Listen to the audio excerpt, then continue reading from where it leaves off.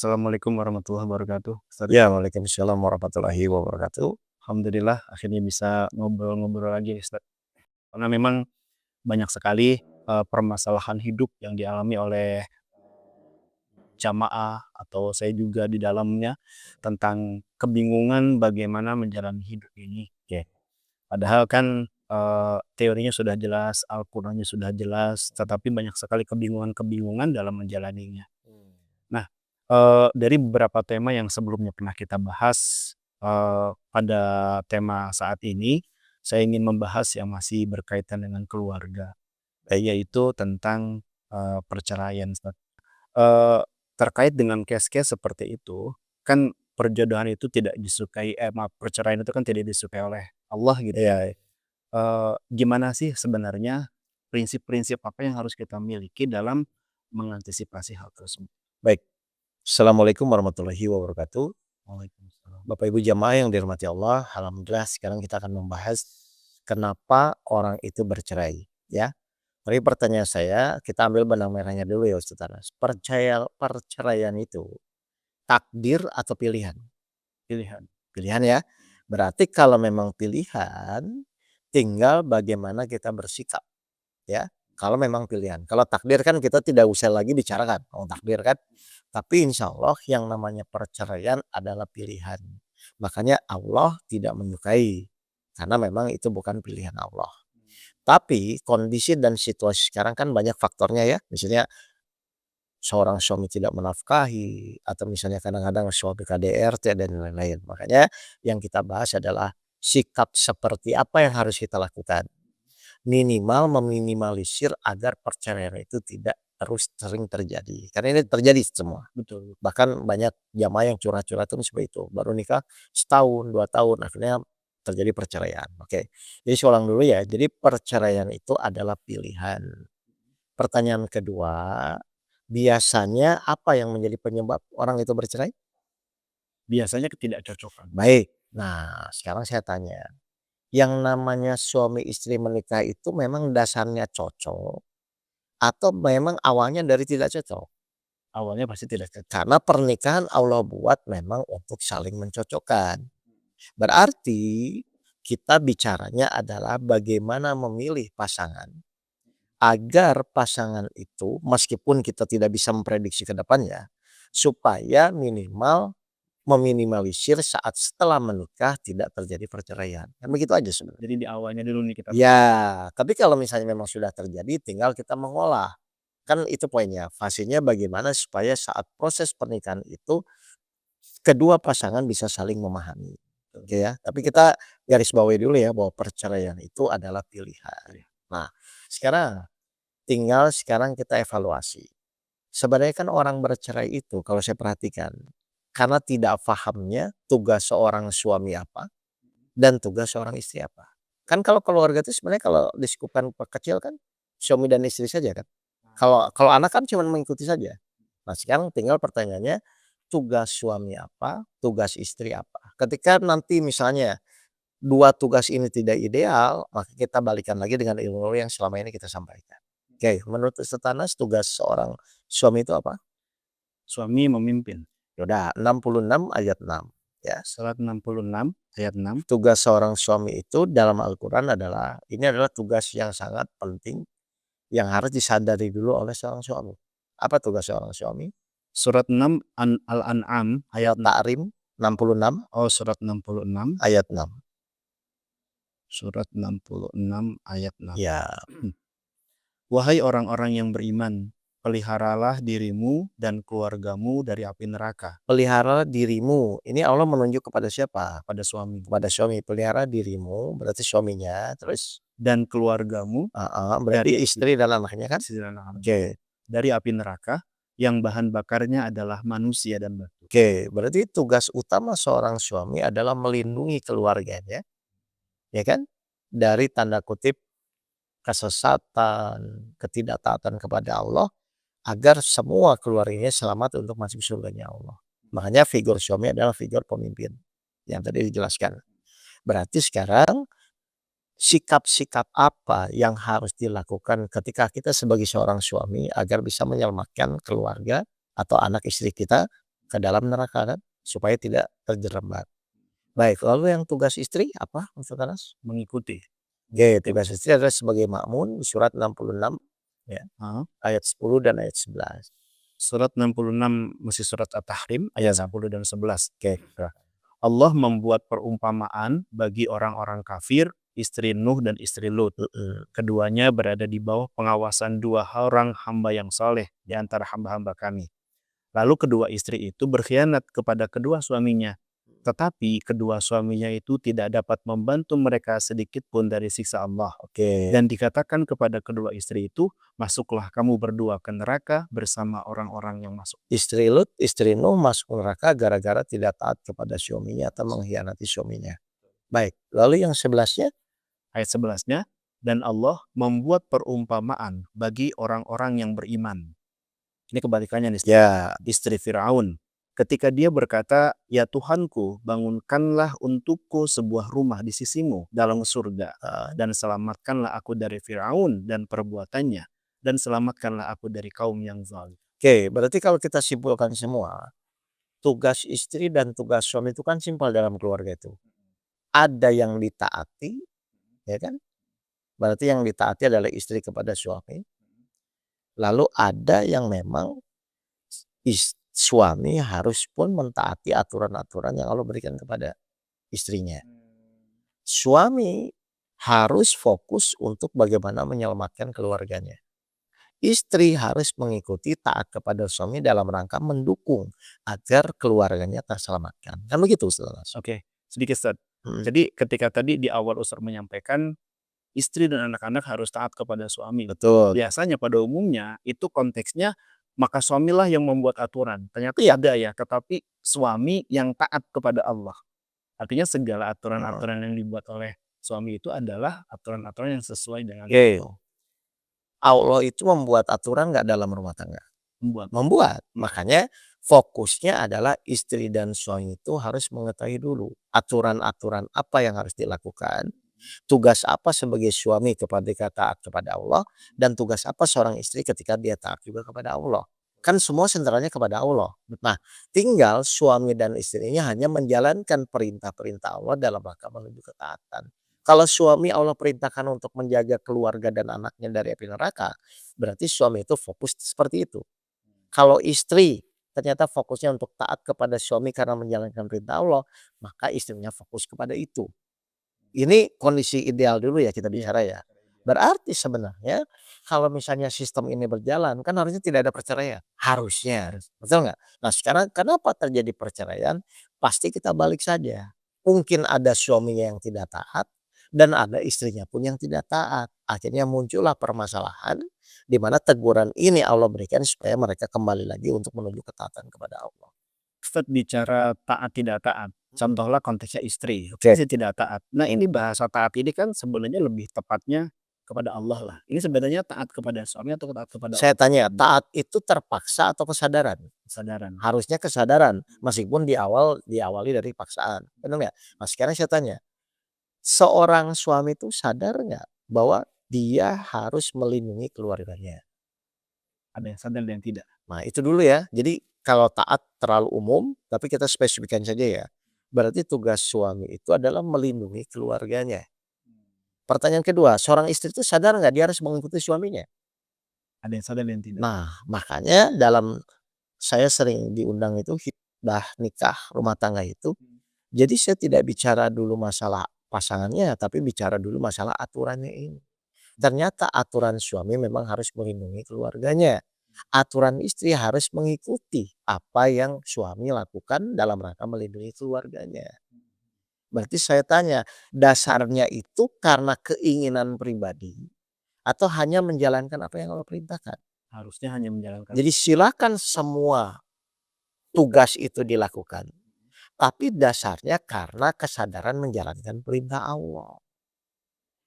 Termasuk di dalamnya pada saat ada aturan atau permintaan-permintaan dari suami gitu Ustaz, yang mana istri kemudian memandangnya ini nggak sesuai dalam ketaatan kepada Allah, itu gimana? Nah, maka ketika misalnya suami tidak sesuai atau istri tidak sesuai, aturannya kedua Allah nyuruh apa? dianggap sebagai suatu permasalahan atau dianggap untuk sebagai ujian kesabaran. Kan selesai sebenarnya. Dalam satu keluarga, misalnya suami atau istri atau anak, ada aja salah satu yang sabar, kan harus selesai. Makanya kondisi idealnya adalah suami istri mengikuti aturan Allah, kondisi idealnya. Tapi ketika tidak ideal, Allah memberikan ujian itu, pasti ujung-ujungnya hanya kepada ujian kesabaran. Kan begitu aja sebenarnya. Nah tinggal si suami itu belajar sabar, si istri itu belajar sabar, anak juga belajar sabar. Meskipun nanti tetap secara yang mengerjakan ujian, itu kan tetap suami istrinya kepada anaknya lah. Atau misalnya istri kepada suami, suami kepada anak. Tapi atau istri kepada suami atau suami kepada istri, kan bisa begitu. Tapi intinya adalah sekarang ketika sesuatu tidak sesuai, mau bersabar sampai kapan, itu kembali kepada suami dan istri. Karena ternyata semua coba dibuka 64 ayat 14. Surat 64 ayat 14 ya. Surat At-Taghabun, wahai orang-orang yang beriman, sesungguhnya di antara istri-istrimu dan anak-anakmu ada yang menjadi musuh bagimu. Kan Allah udah buat warning kan di situ kan. Terus ngeri banget Ustaz. iya, Jadi musuh ya. lah karena itu terjadi. Ya, maka berhati-hatilah kamu terhadap mereka. Dan jika kamu maafkan dan kamu santuni serta ampuni mereka dengan sikap yang baik, ihsan, tetap mengayomi terus, maka sungguh Allah Maha Pengampun, Maha Penyayang. berarti ada nggak nanti ujian suami akan begitu kepada istri dan anaknya? Ada. Makanya tadi kan saya dibuka dengan misalnya istrinya Nabi Nuh, Nabi Lut, lalu ditutup dengan istrinya Firaun yang benar-benar tetap mendapatkan surga. Jadi sebenarnya semua itu dalam Al-Quran itu sudah ada aturannya. Tinggal keluarga ini memperdalam masalah aturan suami dan istri. Sehingga muncullah yang namanya keluarga harmonis. Jadi harmonis itu adalah bukan tujuan utama. Tujuan utama awal itu adalah si istri dan suami ini menyadari aturan dalam keluarga. Output yang dilakukan karena dua-duanya sadar, pasti muncul keluarga harmonis. Nah itu biasanya orang saya jebak di sana, rumah tangga jebak di sana. Jadi hanya fokusnya menuju sakinah mawaddah warohmah. Dan seakan-akan kalau sakinah mawaddah warohmah itu diawali dari cocok dan cocok. Iya. Kalau begitu nggak usah nikah kalau cocok dan cocok. Ngapain dong udah cocok? Iya. Justru karena rumah tangga ini menyatukan yang tidak cocok dengan yang tidak cocok. Dengan apa? Dengan aturan-aturan Allah. Sehingga suami dan istri mau mengalahkan egonya. Karena kalau tidak dibuat cocok, itu kan ya intinya tinggal egonya mengikuti aturan atau tidak. Oke. Bicara ego, Ustaz. Bicara ego itu kan berarti dia berusaha untuk mengalah atau Betul. mengalah egonya itu. Betul. Kemudian dikaitkan dengan teks yang tadi surat 64 ayat 14 kan ketika Allah menjelaskan di awal bahwa dari istri dan anak-anak bisa menjadi musuh. Tetapi berikutnya ini adalah dan jika kamu maafkan dan kamu santuni, ya apakah maafkan di sini adalah ya udah saya tidak nuntut ke dia? Enggak. Dan di sini Bapak Ibu harus paham ya, suami istri itu harus paham ya. Mengalah itu karena memang benar-benar mengikuti taat kepada Allah atau hanya cuma sekadar menahan egonya agar bisa diperbanyak, itu bisa berbeda Ustaz Anas. Apa bedanya? Kebanyakan orang mengalah itu kan karena berusaha untuk mempertahankan pernikahan. Itu egonya. Itu ego ya. Lah, tapi kalau misalnya mengalah yang benar bahwa saya ini terjadi semua atas izin Allah, saya terima itu karena Allahnya. Nah, sebenarnya yang membuat langgeng itu atas izin Allahnya.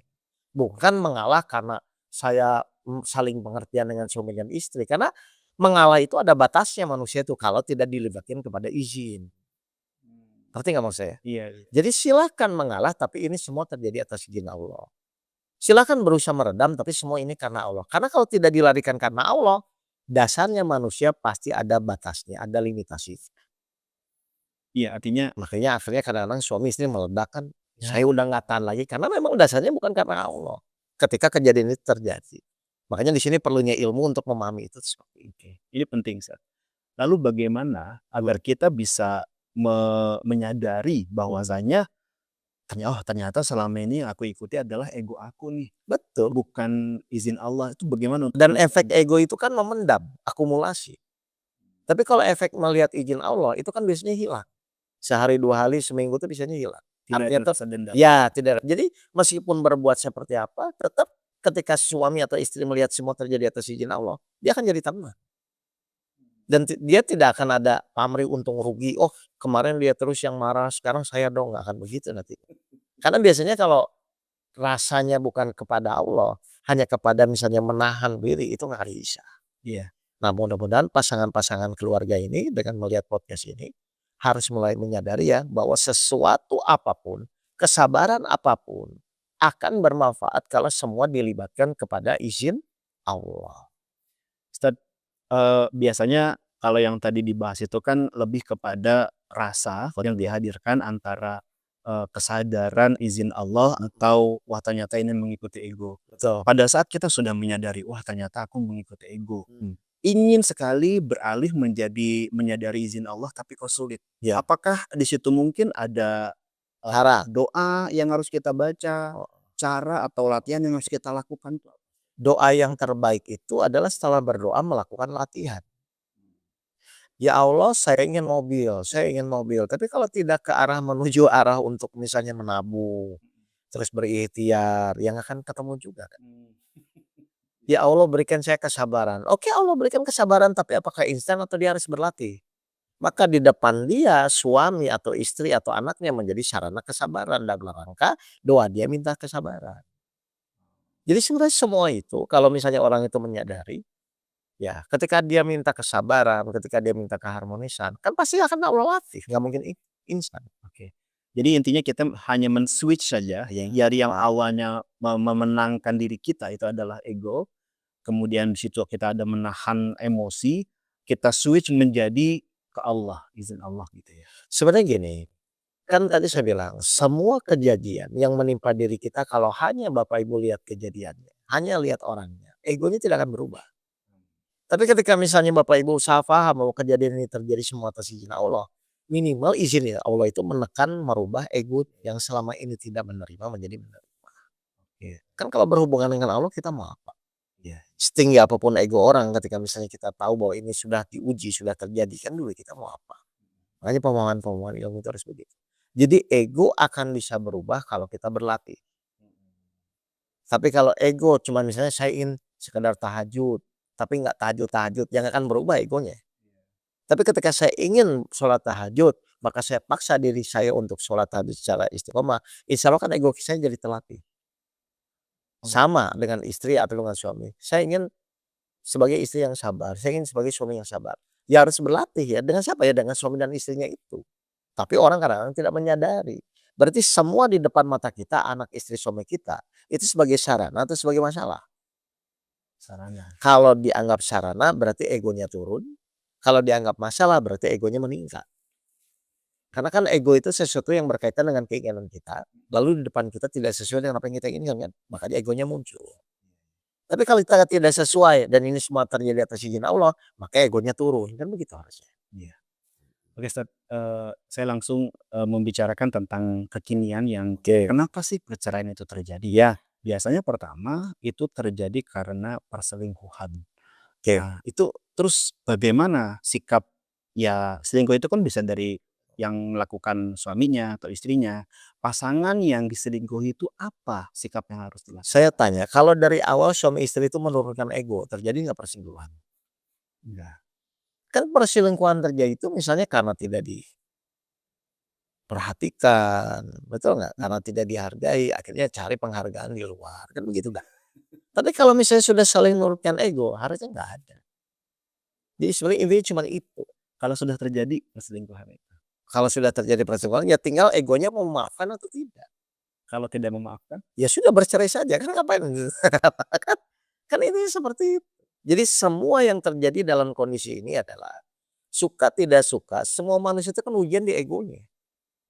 Makanya kan Allah memberikan petunjuk kepada apa? Kepada orang-orang yang mau menurunkan egonya kan. Kepada yang ikhlas, yang sabar dan lain-lain.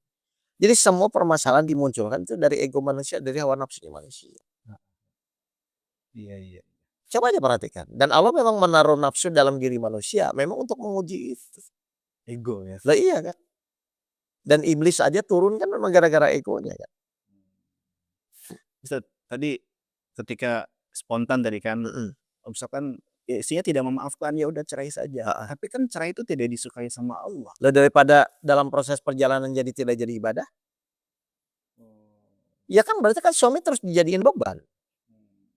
Bahkan diungkit lagi, "Kamu dulu kan bercerai," akhirnya jadi 0-0, 1-0, 2-0 kan begitu terjadi. Tapi antara pilihan antara pilihan tidak memaafkan yang akhirnya bercerai dengan memaafkan akhirnya terus berlanjut, mana yang lebih baik? Lah sekarang saya tanya, tujuan kita nikah tuh mau saling menyerang atau beribadah? Beribadah. Masa beribadah saling menyerang? Kan nggak mungkin kan? Jadi kalau saya biasanya menyarankan kepada jamaah saya, kalau memang sudah tidak bisa dimaafkan, ya sudah selesai. Karena tidak akan menjadi nilai ibadah ke depannya. Yang ada cuman misalnya masa lalu, daya ingat yang makin tinggi, akhirnya mengulang-ulang menjadi suatu perseteruan. Begitu. Jadi prinsipnya, ayo kita mulai dari sadar. Kalau misalnya egonya bisa diturunkan, turunkan. Tapi semua ego diturunkan, itu harus karena Allah. Karena kalau bukan karena Allah, bukan diturunkan, pasti cuma menahan sementara. Tapi kan Ustaz, kalau misalkan itu dia berlanjut akan lebih besar pahalanya Ustaz ya? Misalkan bagi yang ikhlas dan menerima. Kalau tidak malah jadi dendam kan? Loh, kalau dendam ngapain? Iblisnya nongol, menguasai terus, akhirnya jadi lelah dua-duanya. Saya bukannya menganjurkan perceraian, bukan ya. Tapi intinya mari kita perbaiki. Makanya kita perlu ilmu itu, ayolah. Toh kalau memang ingin berlanjut, berarti pasti harus ada yang dikorbankan. Loh nggak mungkin dong, misalnya gini, suami sama istri, egonya 10 sama suami egonya 10. Mau dipertahankan tapi egonya nggak turun, terus gimana mau dipertahankan? Kalau memang bapak ibu mau bertahan, suka tidak suka dua-duanya harus menurunkan ego. Kalau salah satu saja yang menurunkan. Silakan, tapi harus semua karena Allah. Karena kalau tidak karena Allah tidak akan jadi apa-apa juga, tidak akan menjadi pertolongan. Iya. Jadi pertanyaan saya barusan itu sebenarnya pada saat misalkan dia memilih untuk lanjut, itu kan setiap hari Dia harus siap mengorbankan dirinya, mengorbankan egonya untuk menyelaraskan. Bahwa di depan dia itu sekarang bukan lagi masalah karena sudah dimaafkan kan, tapi hanya sebagai sarana untuk meningkatkan kesabaran diri. lalu bicara pahalanya reward dari Allah lebih besar. Setelah dia menganggap itu sarana, setelah dia jadi bersabar, kan pahalanya tidak ada batasnya. Karena pahala orang sabar kan tidak ada batasnya. Coba 39 ayat 10. Surah 39 ayat 10. Jadi sikap itu bisa menjadi dua, dianggap menjadi suatu beban, permasalahan, atau dianggap menjadi sarana untuk meningkatkan kesabaran dia. Katakanlah Muhammad, wahai hamba-hambaku yang beriman, bertakwalah kepada Tuhanmu. Bagi orang-orang yang berbuat baik di dunia ini akan memperoleh kebaikan. Dan bumi Allah itu luas. Hanya orang-orang yang bersabarlah yang disempurnakan pahalanya tanpa batas. Kan orang sabar tidak ada batasnya pahalanya. Makanya silakan suami atau istri memilih sikap itu. Mau pakai jalur pahala tanpa batas, berarti dia harus menurunkan egonya dalam rangka menjalankan perintah. Atau dia tidak sabar, tidak kuat, akhirnya menyelesaikan semua ujian tersebut. Baik. Oke, start lanjut. Misalkan katakan, kalau tadi kan saya fokus kepada apabila bertahan, yang asal dia menurunkan ego dan ikhlas maka akan menjadi ibadah. Kemudian dia pisah nih. Ya. Nah, sedangkan dalam kondisi single gitu ya, tidak memiliki pasangan itu pasti dalam pandangan Allah kurang baik. Bukan pandangan Allah, pandangan orang. Pandangan Allah. Kalau Allah kan sifatnya terbaik. Oh iya. Yang maksudnya banyak fitnah gitu. Iya betul. Nah sama aja. Oh berarti dia berpasangan sama sendiri juga sama aja ada ujian kan. Nah tinggal intinya cuma sikap dia menyingkapinya apa. Apakah misalnya omongan orang itu menjadi masalah untuk dirinya atau menjadi sarana doa dia dikabulkan karena orang terzalimi kan doanya dikabulkan. Pokoknya semua permasalahan yang hal yang tidak sesuai atau yang tidak enak menurut pandangan kita itu manusia itu cuma dua, menurunkan egonya dengan bersabar atau memuaskan egonya dengan emosi atau tidak terima. Kan begitu aja sebenarnya. Jadi intinya bukan pada situasi sudah menikah atau setelah menikah. Bercerai atau bertahan itu nggak ada masalah. Pola berpikir dari awal dia menganggapnya seperti apa. Sarana atau masalah. Kalau sarana berarti dia menurunkan egonya. Kalau masalah berarti dia menahan atau melampiaskan ego. Ngeri itu jadinya. Karena memang ya begitu hidup itu kan memang begitu. Artinya di sana berlanjut masalah, ada ujian, Berlanjut berpisah pun ada ujian. Nah, tapi di antara dua status ini, dua kondisi ini, Akan lebih besar ujian yang mana? Akan lebih baik kalau dua-duanya bersikap sabar. Iya kan, kalau besar kan tetap Allah yang akan memberikan penyelesaian. Mau berlanjut silakan tapi harus sabar, mau bercerai pun tetap silakan tapi harus sabar. Karena kalau nggak sabar dua-duanya juga tetap akan bermasalah. Akhirnya bermasalah Lah terus kan orang masalah itu gara-gara nggak sabar kan. karena nggak sabarnya. Karena kalau sudah sabar masalahnya apa? Tapi kan berat loh, memang berat dong hadiahnya pahala tanpa batas dan surga tanpa hisap kan. Ya sudah kalau begitu. Apa mungkin kalau itu kejadian sama si istri banyak meminta surga, akhirnya Allah kasih fasilitas sarana itu. Kalau sabar, kalau sakit hati ya iblis masuk kan sama aja. Oke, kemudian case yang kedua biasanya perceraian itu dikarenakan ekonomi. Oke, Apakah misalkan suaminya tidak bekerja atau suaminya bermasalah dan sebagainya. Itu makanya saya bilang semua permasalahan tuh intinya apa sih? Karena nggak sabar kan? iya juga sih. Loh iya kan semua permasalahan yang kita hadapi ini kan cuma karena nggak sabar kan? Padahal Allah janjinya kepada orang sabar bersama Allah, doanya dikabulkan. Ya tinggal kalau si istrinya sabar, ya Allah tolong suami saya kerja lagi, ya kerja lagi. Dan itu kasus benar-benar terjadi. Gimana? Saya pribadi sama. Saya merasakan. Silakan tanya aja istri saya. Istri saya tuh sampai bilang, "Ya Allah tolong suami saya, kayaknya suami saya," akhirnya saya kerja lagi waktu itu. Dan itu mudah buat Allah. Makanya Allah perlu salah satu pasangan yang sabar aja untuk menyelesaikan dua-duanya gitu. Jadi gini Ustaz, misalkan si suami nggak Hmm. nggak kerja nih, Ya, kan yang berisik lah kan istri gitu kan. ya makanya istrinya ingin cepat nggak suaminya kerja. Kalau ingin suaminya cepat kerja, dia bersama Allah, bersabar terus berdoa. Ah, jadi bisa dibilang kalau berdasarkan teori ini, Heeh, eee, dapat tidak dapatnya suami pekerjaan iya. itu tergantung kesabaran dan doa istri. Iya dong. Atau dibalik, Gimana kalau dibalik? istrinya begitu juga tergantung dari kesabaran suami. Loh kan memang istri dan suami kan saling menguji. 25 ayat 20. 25 ayat 20. Makanya di sini perlu kita memahami itu jangan sampai salah bersikap. Oke. Yo. 25 Al-Furqan ayat 20, Ya, dan kami tidak mengutus rasul-rasul sebelummu Muhammad, melainkan mereka pasti memakan makanan dan berjalan di pasar-pasar. terus Dan kami jadikan sebagian kamu sebagai cobaan bagi sebagian yang lain. ini kan aturan yang nggak bisa kita hindari dalam hidup. Akan selalu ada ya. Lah akan selalu ada kan suami suami, anak istri kan sama. Nah, dan mohon maaf ya, kita tuh berumah tangga tuh keinginan siapa sih? Kita. Nah keinginan kita, kalau memang keinginan kita harusnya dibekali dengan, ya kalau saya nikah pasti saya akan punya masalah. Pasti akan diuji dengan hal-hal di sekitar kita. Dan itu harus kita sadari juga. Makanya kita perlu ilmu tuh di sini. Jangan setelah, pokoknya awal saya ingin bahagia nikah terus setelah 3 bulan jadi emosi lah terus ngapain? Dan memang kita perlu ilmu dalam berumah tangga. Makanya saya bilang rumus yang paling gampang itu ilmu cuma satu. Ada yang mentaati, ada yang ditaati kan gitu aja. Ya kan? Iya, iya. Suami mentaati Allah, istri mentaati suami, kan gitu aja. Jadi aturan tinggal atur aja. Iya. Ada kasus gini juga Ustaz, si istri ini hijrah, Oke. ya, kemudian si suaminya tidak hijrah. Mhm. Si istrinya berusaha untuk belajar sholat, taat agama, si Betul. suaminya nggak berubah, bahkan sholatnya pun tidak teratur. Tapi ketaatannya berubah nggak istrinya? Ketaatan ke suaminya, Heeh. biasanya enggak. Nah itu masalahnya. Karena mau hijrah seperti apapun tetap ketaatan istri itu taat kepada suami. Mau sepintar apapun istri ya tetap harus taat kepada suami. Jangan setelah hijrah merasa jadi suaminya harus taat sama dia, repot dong kalau gitu. Tapi kalau kalau suaminya tidak soleh, gimana mentaatinya? Loh kan yang penting istrinya taat kepada Allah. Karena dari awal pas pertama akad itu istri itu memang harus taat kepada suami karena Allah. Nggak ada urusannya dia mau hijrah atau tidak. Artinya di situ, meskipun bagaimanapun kondisi si suami seperti hanya Firaun gitu, maka si istri taat kepada suami dalam rangka ibadah ke Allah. Lah kan memang itu tugasnya. Kecuali memang ada revisi dari Allah, ayatnya berubah. Karena memang ayatnya nggak berubah.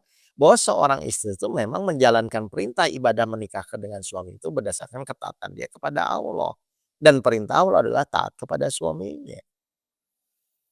Nah, Ada rambu-rambu atau batasan tertentu nggak Ustaz, tentang, istri taat kepada suami? ketika si istri benar-benar taat kepada suami, apakah Allah membiarkan atau nanti memilih? Ini. Pasti akan dibimbing. Nah ini orang yang kadang-kadang lupa. Jadi istri taat kepada suami itu nggak rugi. Karena Allah yang nilai bukan suami yang nilai. Ngapain berdasarkan penilaian suami? Justru ketika istrinya taat kepada Allah karena menjalankan perintah Allah, ketika istrinya taat kepada suami dengan niat menjalankan perintah Allah, Allah pasti bimbing. Ketika suami niat melindungi keluarga karena Allah, Allah juga pasti bimbing. Karena semua tetap kuncinya kepada Allah. Makanya silakan istri dan suami bersikap, silakan istri suami menjalankan tugasnya masing-masing, tapi niatnya apa? Kepada Allah atau hanya kepada pasangannya. Oke, banyak juga yang akhirnya si suami menjadi senjata nih, Ustaz. "Hai kamu istri harus taat kepadaku, aku ngomong begini-begini harus taat kepadaku." Dijadikan senjata. Tetapi si istri melihat, wah si suami ini seperti memanfaatkan dalil bahwasanya harus ditaati. Nah sementara apa aturan-aturan yang disampaikan itu Ya. ya menurut istri salah atau tidak sesuai dengan aturan agama. Nah itu gimana? Justru Allah menguji lewat itu. Allah ingin lihat si istri ini benar-benar taat karena Allah atau karena melihat figur suami. Kalau taat kepada Allah, Ya Allah bereskan lah, masa Allah biarkan? artinya sesuatu yang salah, menurut istri tentang, wah ini si suami kasih perintah tapi tidak sesuai dengan Ya yang mau dilihat Allahnya atau suaminya. Kan Allah itu menguji kayak misalnya kayak kita kan disuruh ikhlas nih. Allah kan lihat pamrih atau karena Allah. Kan akan diuji dari situnya. Jadi semua ujian itu biasanya akan bertolak belakang dengan aturan yang Allah berikan. Tugas kita disuruh menyampaikan, tapi nafsu kita ingin merubah. Kan itu kan bertolak belakang. Makanya saya bilang, rumah tangga itu kalau si istri dan suami tahu aturan dari Allah dan mau menjalani sesuai aturan itu pasti beres. Cuman memang nanti ada kondisi kendala-kendala yang kadang-kadang tidak sesuai. Kan Allah membuat tidak sesuai itu untuk balik lagi supaya jadi sesuai kan. Betul nggak? Kayak misalnya waktu Rasul diturunkan di Jazirah Arab kan. Kan memang tidak sesuai semua kan. Apakah Rasul jadi aduh frustasi ini ngapain saya diturunin di sini kan enggak kan? Tapi Rasul menganggap ini sebagai sarana jihad dia dalam rangka beribadah kepada Allah dengan menjalankan perintah. Iya. Ustaz, kan tadi di awal bahasan kita adalah suami punya tugas untuk, melindungi keluarga dan istri dan anak-anaknya dari api neraka. Betul. Kalau sudah pisah, misal si anak ini ikut sama istri, maka apakah kewajiban melindungi dari api neraka masih menjadi kewajiban suami itu, Ustaz?